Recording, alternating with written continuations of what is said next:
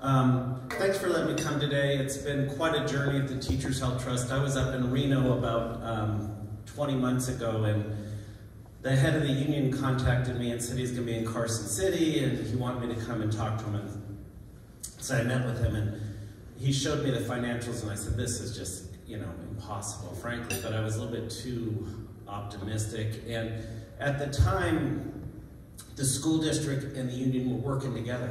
They were up at a legislative session. They just got, how many billion? I can't remember what. They got $1 billion in the mining tax. And so there was just this partnership. And I go, this is an impossible situation, but if they're gonna work together, I believe that this thing can be fixed, right? And so I accepted the role, and then within 2 weeks, the union and the school district were at each other's throat, and there I was at the Teachers Health Trust trying to figure out how to navigate it. So I'm going to take you through a few slides, tell you some things about the Teachers Health Trust that I think will be interesting to you, and then happy to deal with any questions as they come up. So most of you might know that the Teachers Health Trust covers all the teachers in Clark County. So there's 17,300 teachers that are currently covered.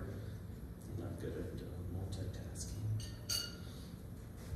17,300 teachers currently. When I started 18 months ago, we had about 18,600. So we're 1,300 light compared to a year ago, and about 3,400 teachers short to have to staff all the classrooms correctly, right? So, but it's not a Vegas problem or a Nevada problem. It's a United States problem across the board, just trying to figure out how to create a safe environment for teachers, right? So people want to go and teach. And then I think the pandemic taught us that a lot of people treat teachers like babysitters. We really felt like they were babysitters. People wanted to go back to work, get their kids in school.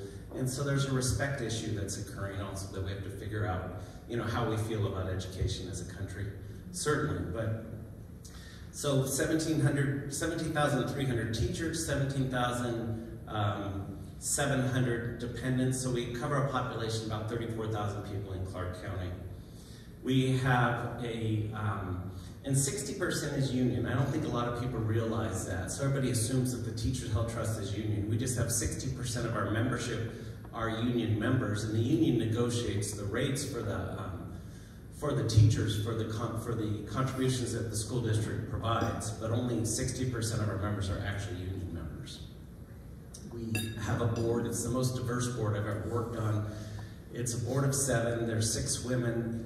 There's 6 people of color. It certainly is a changed board since I got there. When I got there, it was only teachers, and it just was a tall order. I think about it a lot like when you're going out to even establish an IPA or an ACO, and you bring doctors together at the end of the day. They're doing all their work, clinically all day, and some night you come and drop a bunch of financials on them and try to teach them how to manage a health plan. That's what we were doing with teachers, right? I need something to drink. So I'll just take my coffee just to wet my whistle. Yeah. Perfect.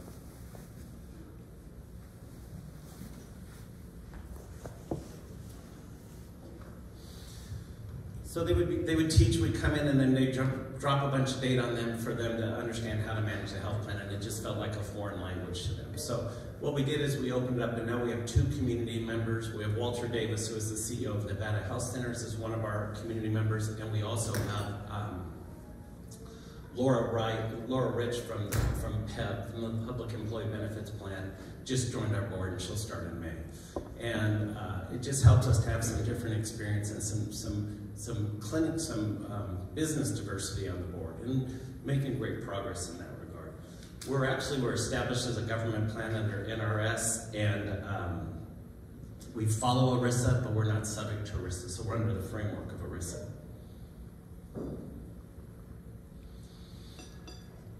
Been around a while, right? Established in 1983, for teachers, by teachers, and at the time that we were established, we were actually a high regarded health plan, probably thought of as one of the best in the community. In 2016 to 2021, we just went through a couple of bad leaders. We made some mistakes. We had poor leadership, a lot of changes, and because of that, we lost credibility with the school district and the union, so people quit negotiating the right amount of money to fund teaching, to fund paying for the plan. So not only did we had 2 things happen at once. We were managed poorly, so our expenses were out of whack, but at the same time, we didn't have enough credibility to go to the school district and get the money to fund to take care of the benefits. So basically burned through all of the reserves during that period. In 2021, we started Road to Recovery, and the reason that matters, it was very deliberate work. We established all this, worked out what we needed to do to figure out how to turn the Teachers Health Trust around. Like I said, at the time it seemed somewhat impossible, but we put together a very specific plan with the school district, with the union, and with the teachers to figure out how we could do it. So this is the last 2 audited fiscal years. If you look at 2021, when we had about $180 million in revenue and $216 million in expenses, and in that year we lost $35 million. We were able to get together with the union and the school district and generate additional revenue of $20 million. It was about $10 million from the school district, and we got about $10 million from the teachers in additional contributions. We also cut our expenses by $28 million in that year, so you could see that we had a $48 million swing in 1 year and a $12 million margin that we generated in that year. The good thing about that is $12 million of that came from administrative costs. We had about a $24 million administrative budget in that year, and now we're running about 10.5 is what our administrative budget is. And it's lean. It was just a sloppy operation, frankly, and we were able to cut payroll, we cut staff, we cut vendors, we had a duplication in almost every area. And the result was that we need to repay the school district $35 million by June of 2024, but every year we have this administrative $10 to $12 million that we're not spending, so we're really in a good position and have a high degree of confidence that we'll be able to repay the school district. So this is just more current financials. That was the 2 previous fiscal years, but this is our financials as of February, and you can see we're right at almost $12 million in margin this year. The most important thing when I look at this slide is that we have our administrative ratio is at 4.4 in February, which is kind of unheard of, right? And we really our target all the time is to keep our administrative ratio below 6%, right? And that's just money that doesn't go really towards healthcare or towards teachers or toward benefits. That's what makes the plan run. So we're running a plan at 5.7 or 5.1%, and we keep it below 6. And that's where we stay lean. I mean, we have complete control over those numbers, and we don't waste any administrative dollars. The other thing is most health plans, probably run 85% or so on an administrative loss ratio if you're fully insured. We're running 86. Our target is to be at about 90, so we like to spend 90% of our dollars on healthcare, less than 7% on administrative, and then that leaves us 3% to generate margin. And we have about $31 million in cash reserve right now. So the vision of THT is to regain that best-in-class community health plan status, and we have the foundation for it now. We believe that we can get there. The critical aspect is we maintain credibility with the school district, and they'll continue to fund us. If we stumble, then we have to fight for the money. But as long as they know we're spending the money well, then they're more comfortable funding. And it's always a fight to get the money out of the school district, certainly, but it starts with us being credible. Our mission is very clear that we actually develop benefits and we deliver benefits that the school teachers value, right? That they find desirable.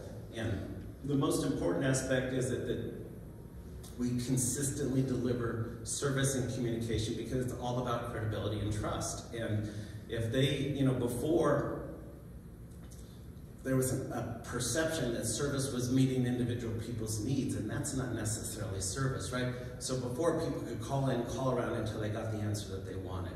Now if 3 people call and ask the same question, those 3 people are going to get the same answer. Not 100% of the time, because we're not perfect. I mean, we make mistakes, but we consistently deliver, and so we're building credibility. And people know that one educator is treated exactly the same as another educator. You can't use a relationship to get a better benefit. And so we just continue to build support and credibility and trust. Rory Wright's sitting right here. He's my director of operations, or vice president of operations, and he put together this tool so it tracks everything back to our strategic plan. So all the work that we do goes down to the staff, and the staff understands our mission, and they understand the vision of what we're trying to accomplish, and they know how their work tracks directly back to the strategic plan. Just as important, our board gets this report every month. Of course, when it goes to the staff, there's all kinds of details in it, right? But here, this is a report we give to the board every month, and that's how the board holds me accountable. And historically, they haven't held the CEO accountable at the Teachers Health Trust, and that's part of it, because the CEO didn't provide the board tools to hold them accountable. Our model is a self-funded model. You know, I definitely would not be here, and Teachers Health Trust would not be here if a fully insured plan could have delivered this product at the similar benefit at a similar price. They would have shut us down. It would have been over 18 months ago, because the school district went out and shopped it, right? And they went to the community payers, and the payers said, we can't provide that benefit at that level. We can put an HMO in for that premium, but we can't provide a PPO plan at the amount of money that you're delivering this PPO plan. So it's more affordable, right? We have no state tax. We have no state insurance tax, so that's about 3% automatically that isn't spent. We have less commission to the brokers, so that's another possibly 3%.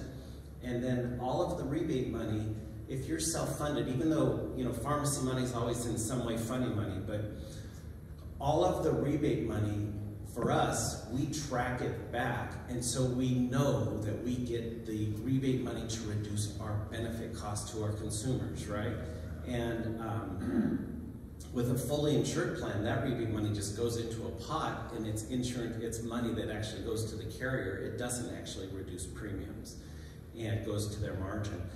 And we, I mean, we're not rebate chasers by any stretch of the imagination. We go for the lowest net cost per script. It's the world that we live in. But rebates, how you incorporate that rebate money back into your benefit cost is essential.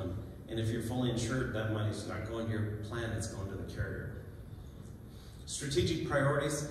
We're, you know, financial stability is our first priority. We have to pay back the school district $35 million by June of 2024. We're on track to do that. We produce reports to them every month. We're accountable to them. We're accountable to our board. And as long as we generate a margin of 1.5 every month, we're definitely on track to do that. And we have no concerns that we're going to make that. Now, that doesn't, I mean, last year we got hit with inflation just like everybody else, so we had to increase the teacher's cost. One of the hard things that had happened is people didn't, you know, they didn't make hard decisions in the past. And so they had always, if you have 16,000 teachers, it's easier sometimes just to charge every teacher $50 a month, right? But instead, what happened is the teachers with families, they were getting their family covered and for a lot more affordable rate, which is great. But it was on the back of the individual teachers, and is that right? And so we redistributed the cost, and so we actually pushed that cost to the families. And we did it deliberately because, one, it right-sized, it's where the expenses were, so it was a proper business thing to do. But we also did it strategically because we knew going into this legislative session, that's what we were gonna do, is shift mayor's attention. So we have to help to pay for families' care. We don't think the individual educator should do it. We think that the employer should do that. So we kind of planned that a year ago. Member satisfaction is our second pillar. Again, it's consistent delivery. We really care about credibility with our teachers. We get the same answer. We treat everybody the same. We use phone calls and appeals as kind of the canary in the mine. How do we improve the whole plan? So it's never about fixing one mistake. It's the same thing you guys figure out, right? It's about how does that mistake impact the whole, and how do we strategically or systemically correct any issues so we continue to build satisfaction and trust. Cost management, Again, we've done a great job on the administrative stuff. We control it. We won't take our eye off of that ball. Our next phase in cost management is value-based purchasing with providers, right? Because we only have so much money. Everybody only has so much money. The providers deserve to generate a margin. If we can get in a value-based relationship where the providers can generate margin and we can hold our cost in check, and there's more value in the delivery to the consumer, because we, just like your comment a few minutes ago learning about a dermatologist, everything is about getting people to get access to care, right? And if we don't get access to care, they're hopping in these emergency rooms that are on every corner, right? And it's bad for everybody. And so we just really, we're looking for value-based relationships that are a big part financially, but they're really about access to care. Access to care saves us money from our perspective. And then regulatory compliance. We push every law as much as we can. We know and understand every law that we're regulated, and we push it at every opportunity to get the most out of our operation within the law. And we do a good job of that.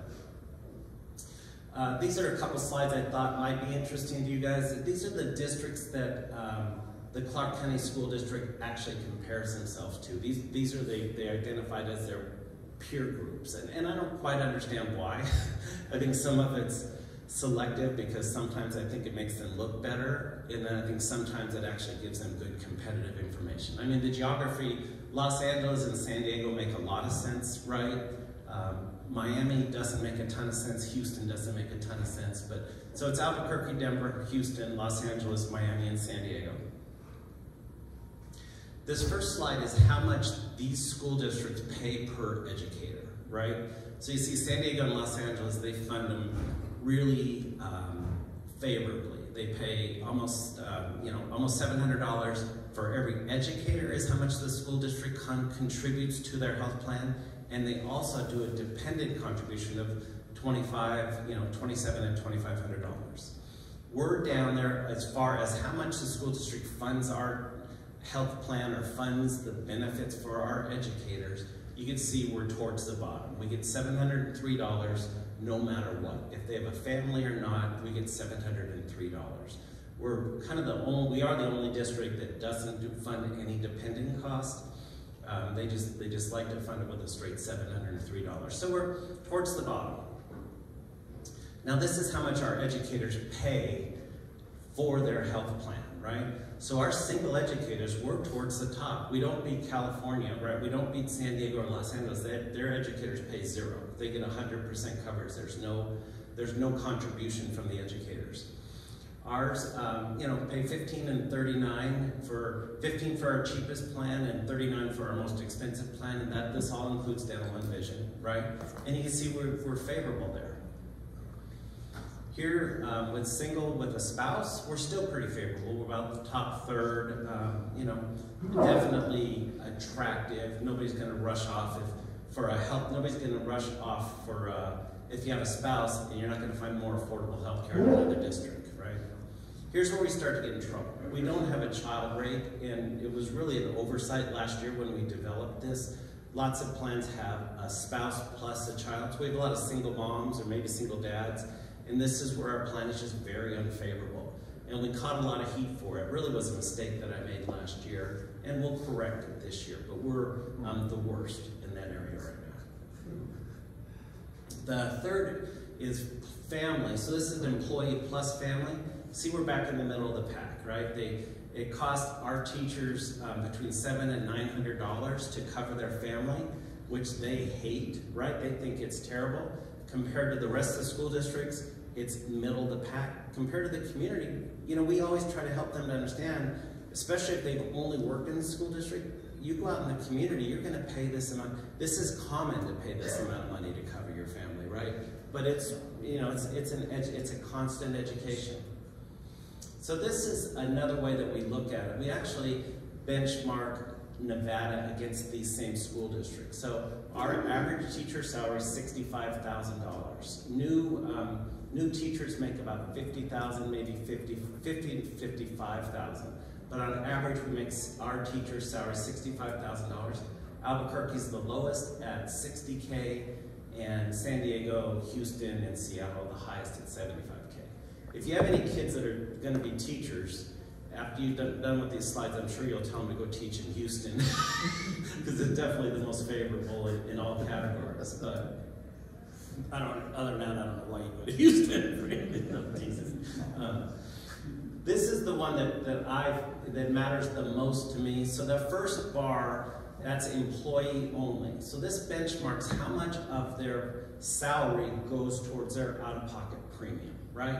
So our single teachers, back to the earlier slides, were very favorable. You're a single teacher, you're only paying less than 1% of your total salary goes to your health care benefits of your own cost, right? 0.72%. Second bar is employees plus one.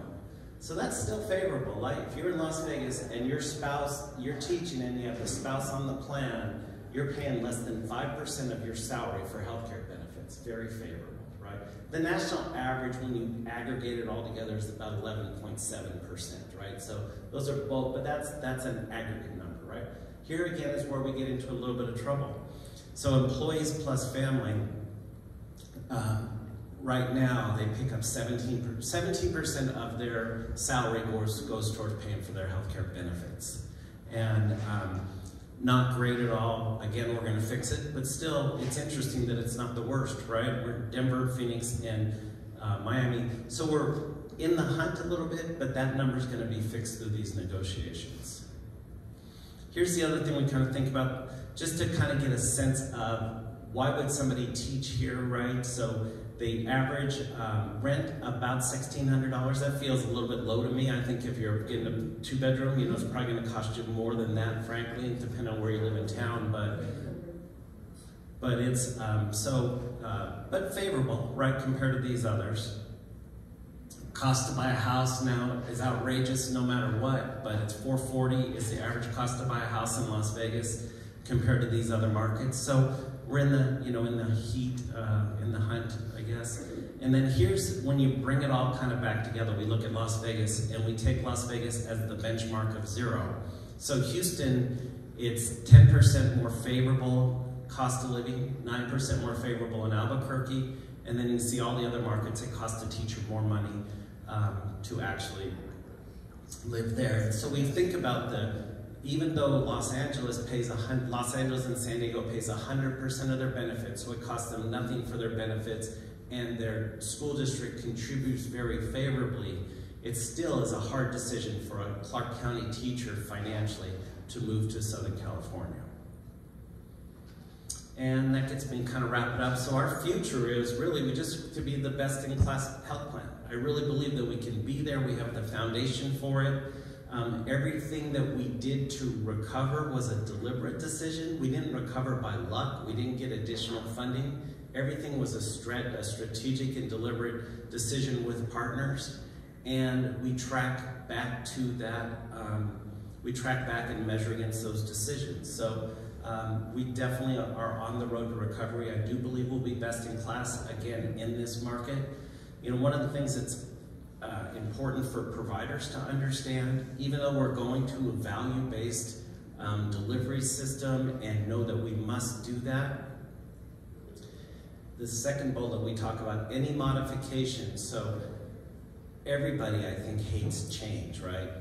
Sometimes I say educators hate change, but I think everybody hates change. So even when we go to our membership and we introduce a positive benefit, it freaks them out.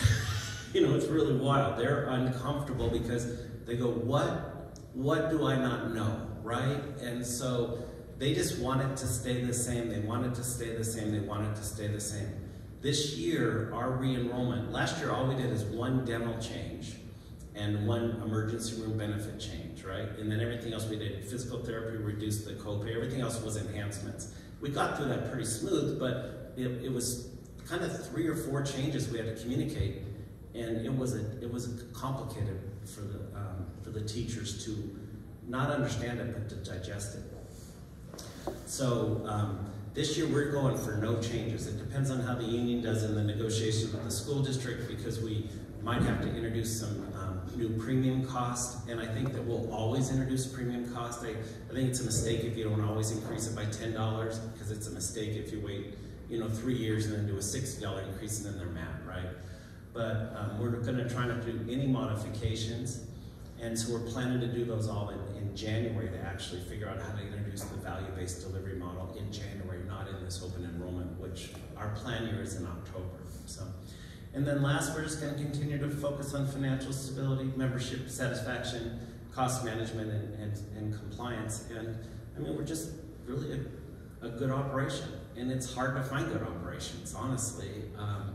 And we kind of take care of the knitting is how we're successful. So, oh, this is just sources on the information from the other school districts, so you can know where we got it. And that's all I have this morning. So.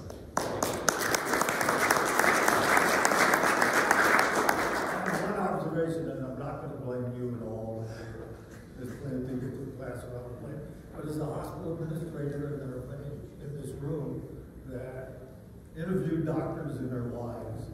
I remember talking about Valley High School. Yeah. I remember having to explain Gorman where it was, and this has to stop, because the amount of money we had to add to the amount of money they had to spend to come here made it impossible to come. And that's, I think, a big part of the problem. Is that we're selling the charter school system, and that costs the doctor a great deal of money in his pocket. That's right. Yeah. So fix it, will you? No, and there are, I mean, I think a lot of it is the same problem we face at THT, the school district faces, that they don't communicate and they're not consistent, and it's a challenge. I mean, I understand JAR's job is insanely difficult, but there are remarkable magnet schools, there's remarkable schools that are public schools throughout this city, and people aren't aware of it. We are absolutely not aware. Right. No, they really are great.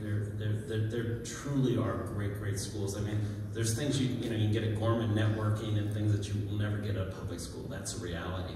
But the education opportunities at these magnet schools is amazing. And it's sad because we don't tell people, so people don't know, and they think they need to go to a private school, and you don't necessarily get a better education. So. Do you have a target date for when you want to be before the decline and the troubled years, getting back to being that premier? You're saying you want to be the best option out there again. Do you guys have a target date for that, or goal that you're trying to achieve that by? Yeah, to get there, it's a combination of introducing value-based with relationships that providers create, help us to engage providers and members in a program that is attractive to both the providers and members. And so we're going to introduce that in January of next year. I can't see how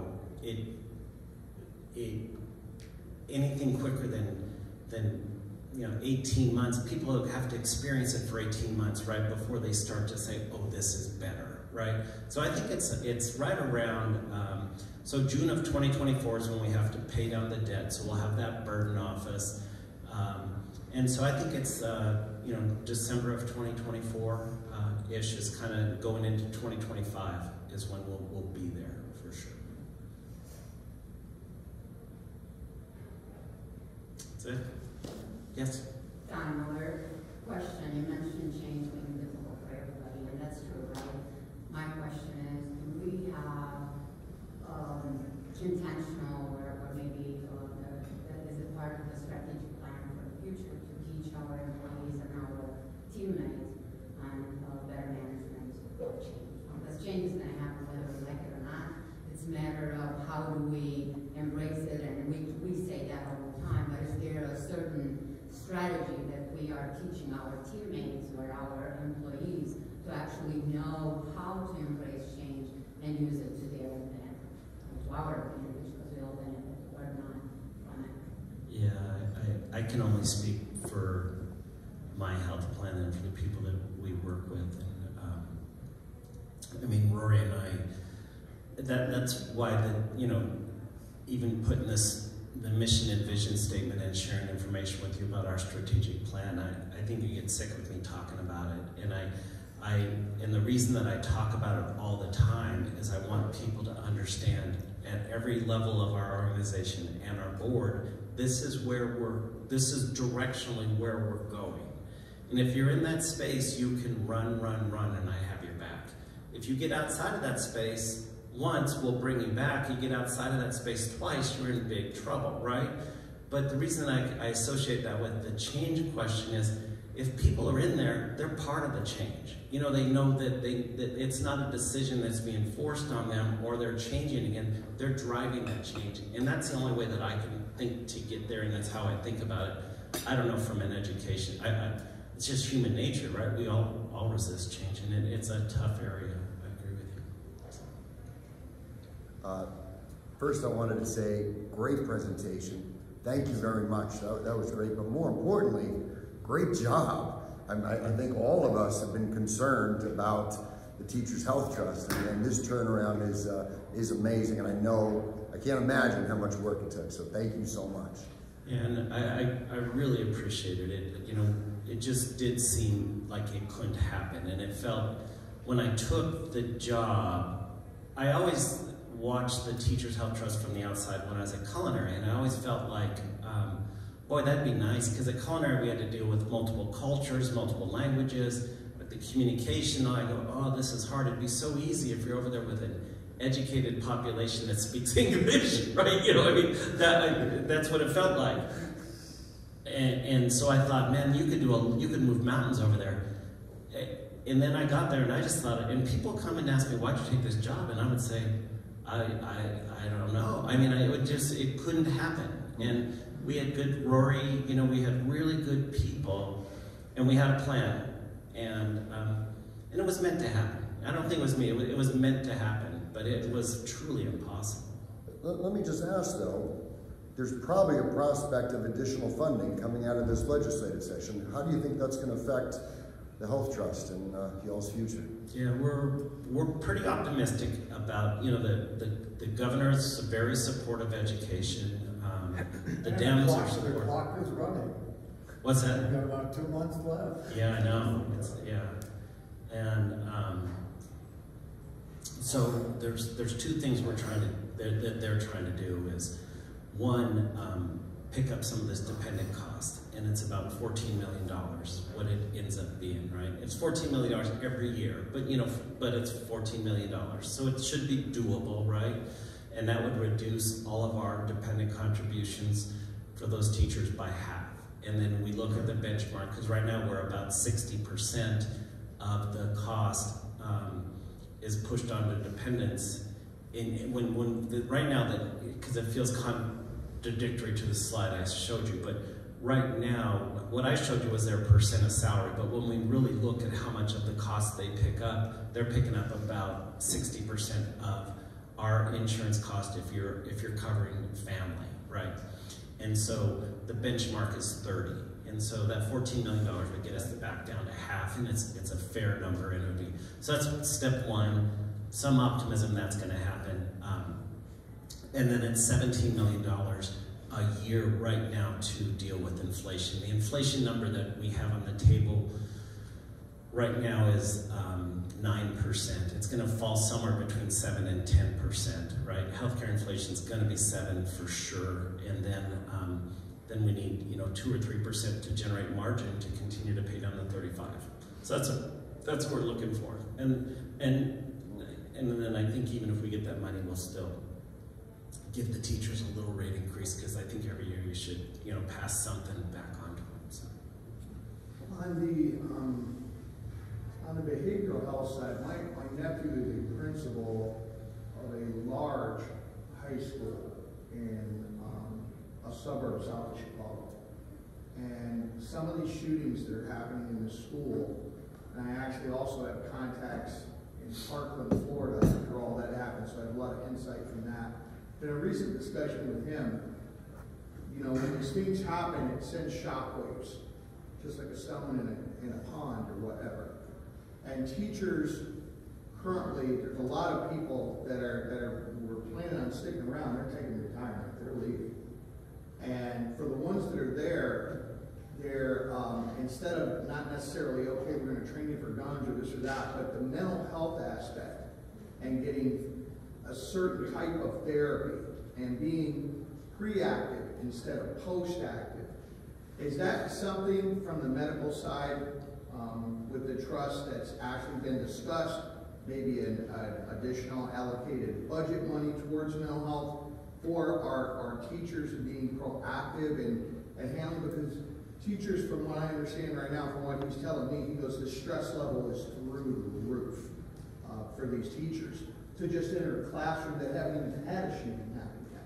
Yeah. So is there something in your budget where you've addressed that or kind of taken a look? Because from what he was telling me, it's not your typical conversation that you're having with a regular therapist. There are specialty people trained with these type things to handle these conversations, not only post, but pre to any kind of event like that.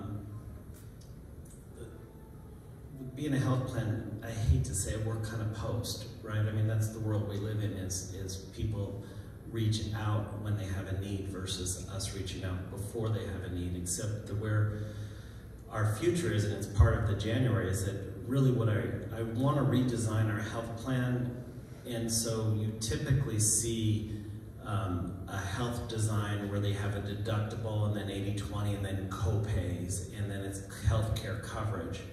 And what we've been talking about is designing a health plan from the very beginning with what we put in the educator's hand is this first section that we call health, and we're going to call it health investment, right?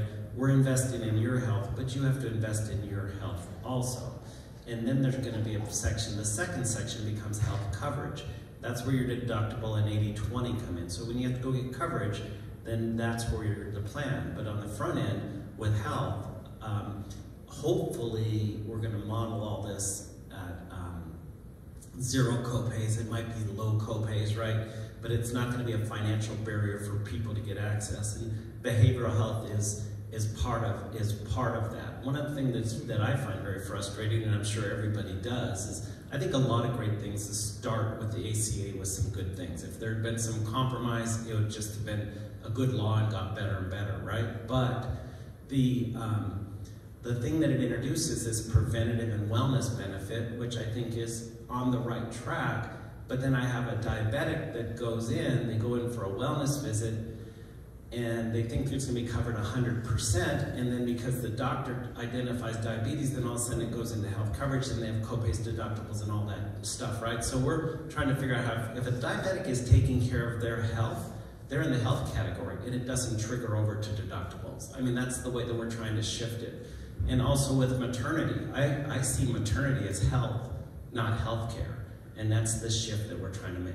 So that gets us moving forward. It doesn't answer your proactive question in the school that they're, actually providing those services up front. I really don't know. Talking about, I think I understand. Cops in the school Yeah. are afraid. Yeah. Teachers may be retiring or moving around. Yeah. If that's not addressed, then none of this makes any sense at all. You still have to deal with that fear. Now, and when I was, talking to somebody in the governor's office yesterday, and what they're trying to, and it was more about the re-election, like putting the right things in place so it's successful and have a platform, right? And the way they're thinking, and it was all just brainstorming, right? It's all brainstorming. They go, but we're thinking of safety in the classroom as the threshold. That's the must. The teachers have to feel safe in the classroom. That's the objective, right? And I was a little bit jealous of them because I was trying to figure out, that feels obvious to me, so I'm trying to figure out for my health plan, what is my threshold issue, right? I'm thinking about health. We spend a ton of time with behavioral health, but we can kind of access to healthcare, but it's not, I need that go-to why, so I can build the plan around that why. But that's where their head is, like safety in the classroom is absolutely on. They think that everything else, if the teachers don't feel safe, does anything else matter, right? Is where they're trying to go. And if teachers don't feel safe, students don't feel safe, right? And vice versa. So I didn't give you a very good answer. It's kind of outside of my.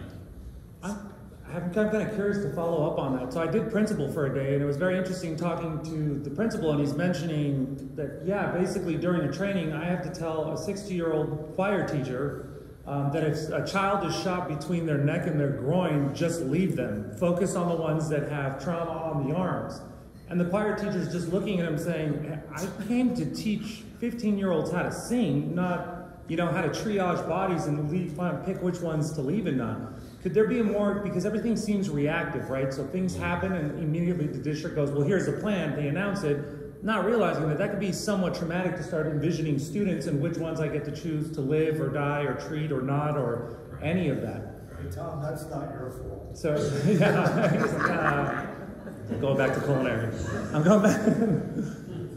So it's just, it seems like the training in itself is gonna form some sort of trauma within people, because now you have to picture, okay, well, which one, right? Yeah. So how would we defend ourselves? Yeah. All right. And so, and I see it with my kids. They have conversations with me. Dad, I would grab a pencil, and I was like, no, son, hide. And I was like, actually, if someone's shooting, do whatever you can. I mean, at this point, what are you gonna do? You're not gonna be a sitting target. Right. And so, taking a more proactive approach on the mental health side. Along with the trainings and as they're imposing. I don't know if you guys are able to work with the district like that, or it's simply, hey, everybody, this is how you choose who lives, who dies, and how to react to that. Yeah, yeah. We do work with the district on, you know, trying to, because, but it's so minuscule compared to this problem. I don't even feel like, I'm not saying that like it's good work. It's all that we do. Right. You know, they have an EAP. The EAP is with BHO. We aligned our BHO network with EAP, so if people start, there's continuity of care, and we keep kind of pushing it. But it's I don't know, it's next to, I don't know, I hate to say impossible, but I guess what we did before was impossible. But because the teachers are so busy, you know, so because you have to get information to them that's helpful. And then you have to get them to ingest the information, and that's where we really get into our challenge. Is they say, well, I don't know, it's tough. Sorry, I wish I had a better answer. It's just super hard. Hey, Tom, I don't want to steal your thunder, but I made sure that Anthony Power, who's responsible for the Rainbow Academy, was here. Anthony, how many kids in this charter school have you educated so far? How many? Rainbow Academy is a charter school with Horsworth's enthusiastic endorsement. In fact, he's a graduate of Rainbow Academy. And it's a charter school that does remarkable work, and probably should be handing off with you people. Yeah, yeah. Anthony's been stealing my thunder my whole life. A thunder thief. He's a thunder thief, yeah. So nice to see you. Okay, yes. Thank you. Where do you see AI in the sector, and at what point do you see that problem? I don't know. I love AI chat. That's all I do is every email I get, I drop it into chat and have it respond to me, and I'm obsessed with it. So I think it has a big role, but that's, you know, I actually am trying to, I think with, in the healthcare sector, I think in electronic medical records, I think there's going to be some form of it that's going to summarize care, and then when the patient presents to the specialist that's getting the referral, it's going to identify, because there's no way the doc can read the history, right? But it's going to present the 3 or 4 things that you need to look at. I was just thinking about that yesterday. It feels like it's going to have a role, for sure. Yeah. Good. Thank you very much. Thank you.